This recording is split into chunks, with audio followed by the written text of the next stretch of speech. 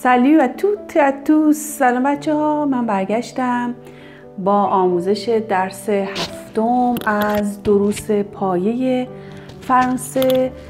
میخوایم اینجا فعل اتر رو به صورت مثبت و منفی با هم دیگه یاد بگیریم. اتر یعنی بودن. Leçon 7. Je suis grand. Je suis grand. Je ne suis pas petit. Je ne suis pas petit. Je suis grand یعنی من قد بلند هستم.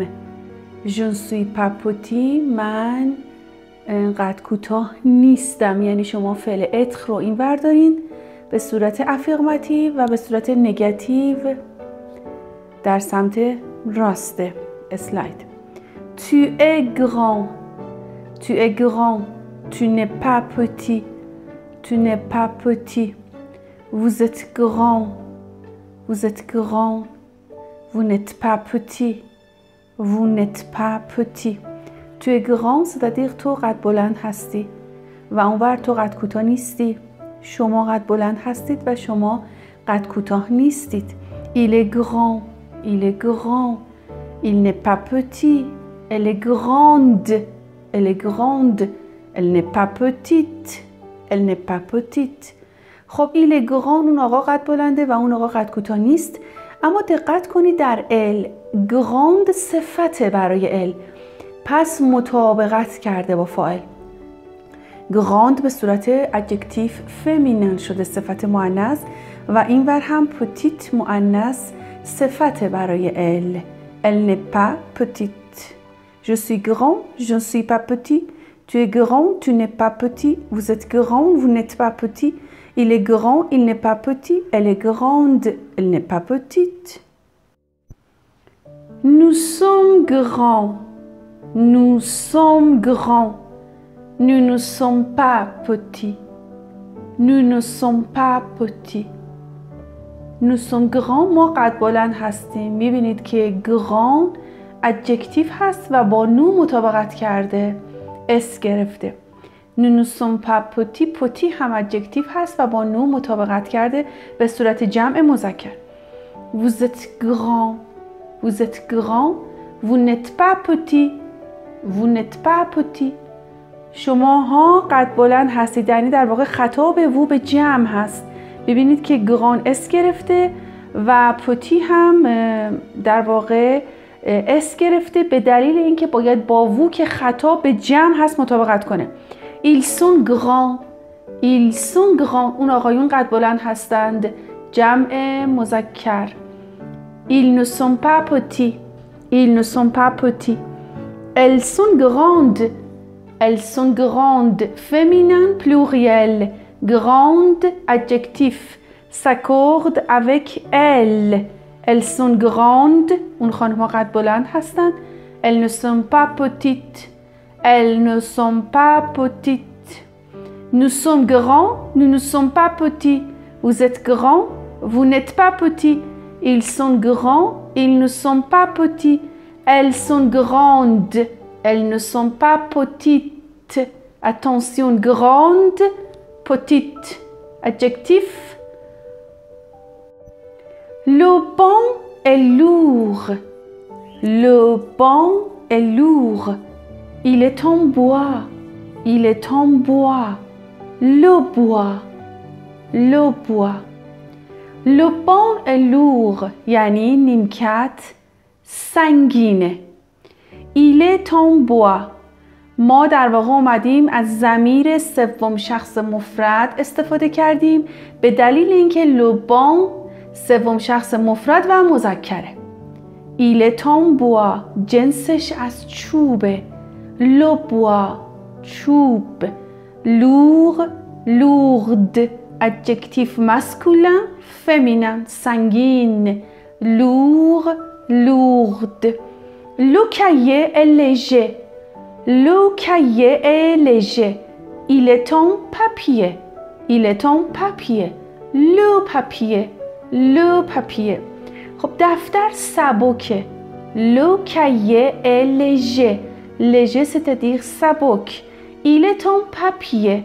ما به جای لوکیه در واقع از سوم شخص مفرد مذکر استفاده کردیم و به جاش ضمیر ایل گذاشتیم. il est un papier جنسش از کاغذه. le papier کاغذ. léger légère adjectif. سبک masculin féminin. léger légère. خب چجوری بگیم جنس یک چیز از چیه؟ en quoi est l'encrier? En quoi est l'encrier? Il est en verre. Le verre. Il est en verre. Le verre. encrier یعنی شیشه جوهر. جنسش از چیه؟ جنسش از شیشه است. Il est en verre. Verre c'est-à-dire شیشه. Le verre. Le verre شیشه. En quoi est la clé? En quoi est la clé? کلید جنسش از چیه؟ Elle est en fer. Elle est en fer. Le fer. La clé c'est un nom féminin. یک اسم مؤنثه. پس ما به جاش ال میذاریم. Elle est en fer. از آهنه. پس سوال این که جنس یک چیزی از چیه؟ en quoi est؟ en quoi est؟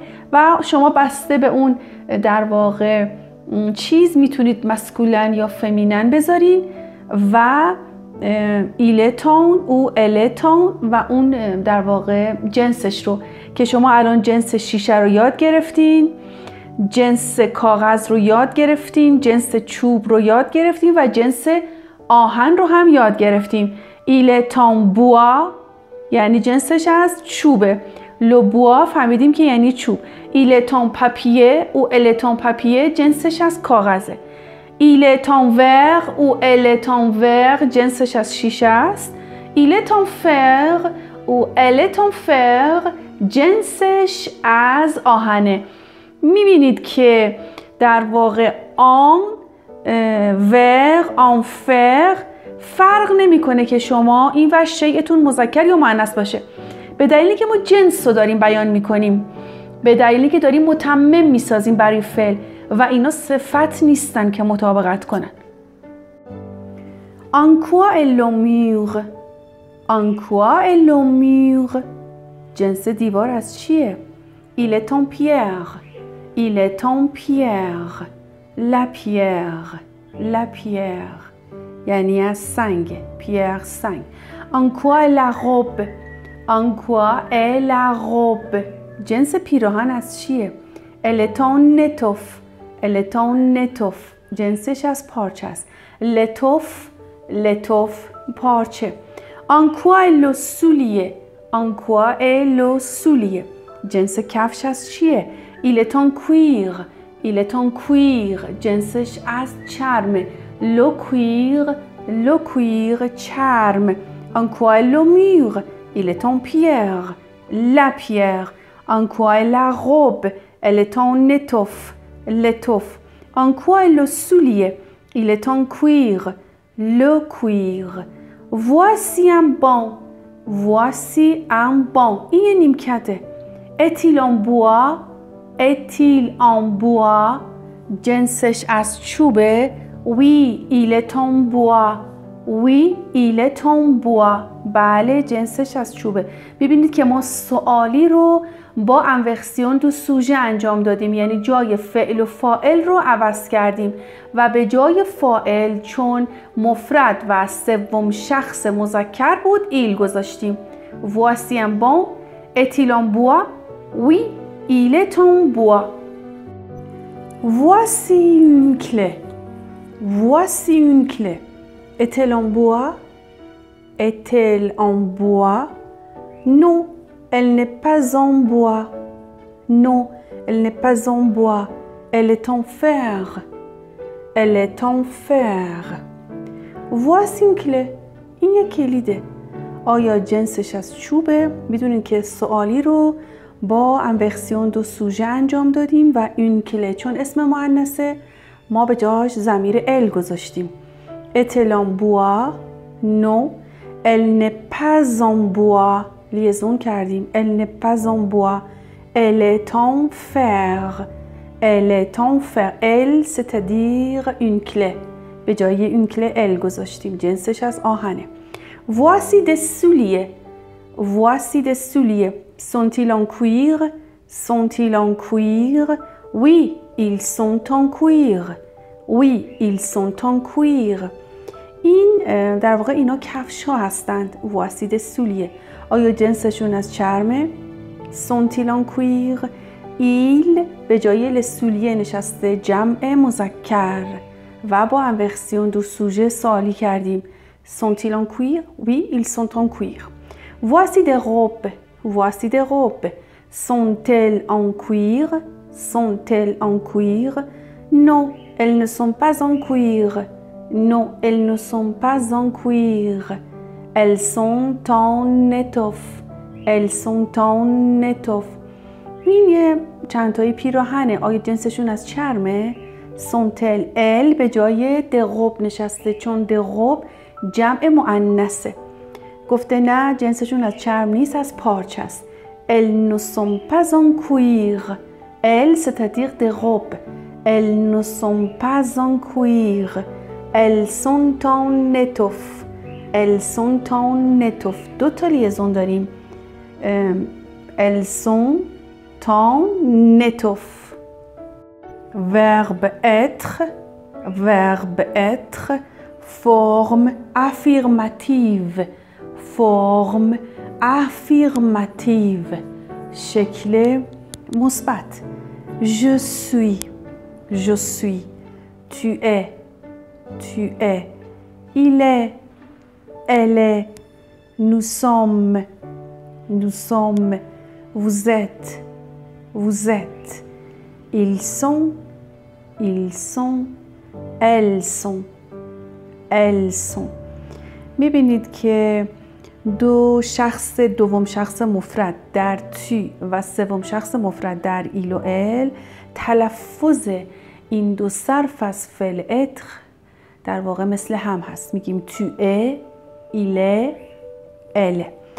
در نوسوم و ووزت اس فینال لو اس فینال نو پرونونس با اس پایانی تلفظ نمیشه.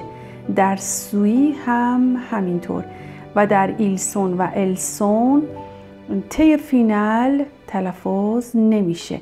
ایلسون السون. فرم افرماتیو je suis, tu es, il est, elle est, nous sommes, vous êtes, ils sont, elles sont. فرم نگاتیو. فرم نگاتیو شکل منفی. je ne suis pas. je ne suis pas. tu n'es pas. tu n'es pas. il, elle n'est pas. il, elle n'est pas. nous ne sommes pas. nous ne sommes pas. vous n'êtes pas. vous n'êtes pas. ils ne sont pas. ils ne sont pas.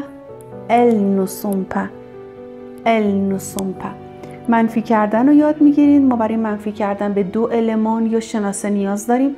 نو avant le verbe قبل از فعل و pas بعد از فعل. حالا در مورد تو نپا و ایل و ال نپا و وو نتپا چون فعلتون با حرف صدادار شروع شده ما از نو او رو حذف میکنیم و آپاستروف میذاریم. پس به این دلیل میگیم تو نپا، به اینجا میگیم ال نپا و وو نتپا. پس به این دلیل که فعلتون با حرف صدادار شروع شده از نو او حذف میشه و آپاستروف میگیره. در باقی مواردم که نو سر جاش هست. je ne suis pas, tu n'es pas, il n'est pas, elle n'est pas, nous ne sommes pas, vous n'êtes pas, ils ne sont pas, elles ne sont pas. فعل اتر به معنی بودن فعل اصلی و یکی از مهمترین افعالیه که باید شما در ابتدای یادگیری زبان فرانسه یاد بگیرین. اینور من هستم رو داریم و اونور من نیستم رو داریم، یعنی به شکل مثبت و به شکل منفی. فرم انتروگاتیو. فرم انتروگاتیو شکل سوالی. سویج. سویج آیا من هستم؟ اتو. اتو آیا تو هستی؟ اتیل. اتیل آیا او هست؟ آقا. اتل. اتل آیا او هست؟ خانم. sommes-nous آیا ما هستیم؟ êtes-vous آیا شما هستید؟ sont-ils آیا آنها هستند؟ جمع مذکر. و sont-elles آیا آنها هستند؟ جمع مؤنث. میبینید که سوالی کردن با انورسیون دو سوژه یعنی جابجایی فعل و فاعل انجام شده. در واقع یکی از 3 شکل حالت سوالی جملات رو در فرانسه میبینید. suis-je, es-tu, est-il, est-elle, sommes-nous, êtes-vous, sont-ils, sont-elles.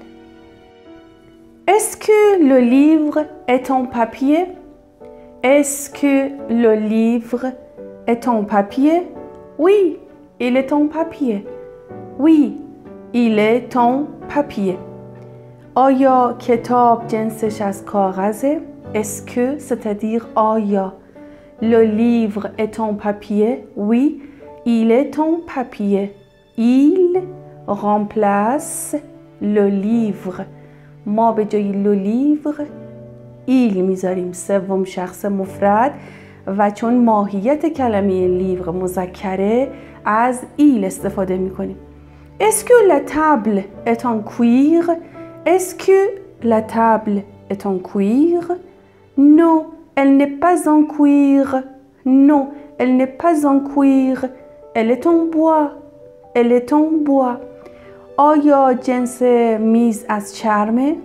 نه، جنس میز از چرم نیست، از چوبه.